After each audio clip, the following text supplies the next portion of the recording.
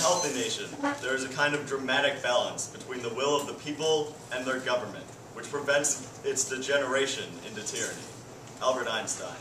I believe there is no question that balance is a necessity. But now, when the will of the government outweighs that of the people, the balance is offset, and as stated by Albert Einstein, the nation degenerates into tyranny. And what is compulsory national service but a tarted-up way of saying tyranny, for the will of the government to have a larger army or even aid communities in need supersedes the will of its people? How can we possibly allow such tyranny here in America, the land of the free? The problems for those involved would be extensive. For instance, the resolution states that all U.S. citizens age 24 will be involved. Not simply those who are able-bodied, but all. So this includes the sick, the mentally handicapped, the disabled, and the 9 million deemed too overweight to serve by the research group Mission Readiness.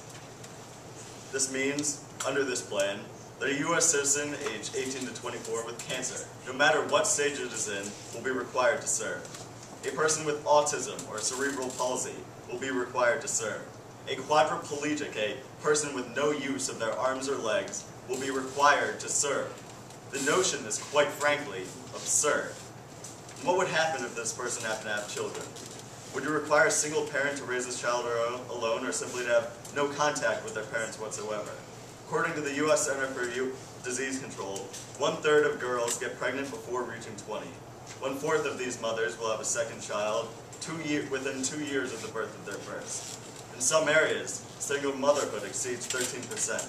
Yet you ask for compulsory national service. You demand these parents be away from their children.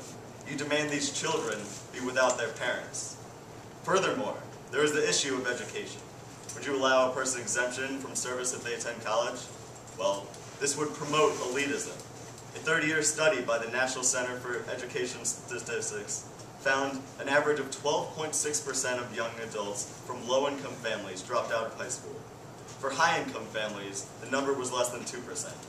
Furthermore, only 20% of all black students and 16% of all Hispanic students leave high school college ready.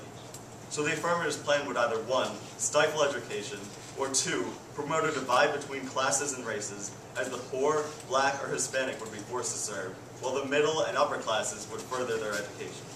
I'd like to preface this next statement by saying, national service means serving the nation, not simply friendly help. Therefore, it includes military service.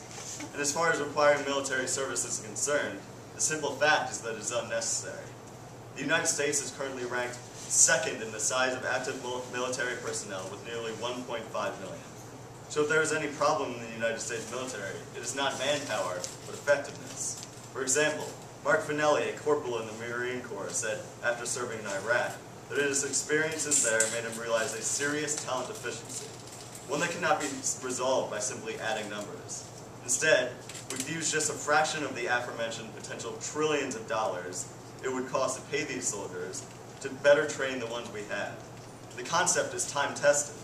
In World War II, Germany had arguably the most well-trained and equipped army in the world. They were able to pretty much single-handedly fend off most of the world. On the other hand, Russia had the largest army. But because of its size, men were poorly trained and ill-equipped and thus routed by the Germans.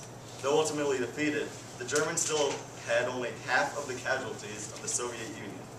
Manpower certainly can't be overlooked, but it is not a problem. On the other hand, the need for civil service is definite. According to the National Alliance to End Homelessness, a recession will force 1.5 million more people into homelessness by the end of 2011. As of 2008, the official number of people living in poverty was about 39.1 million.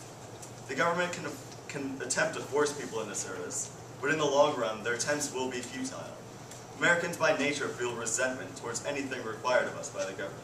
So if the government forces its people into service, then its people will resent service.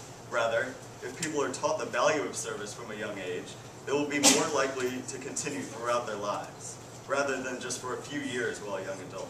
And opportunities already exist for young people to begin volunteering through such groups as Youth Service America. I believe people are generally good-natured and empathetic. If they are simply given an opportunity and a worthy cause, they will do all that they can.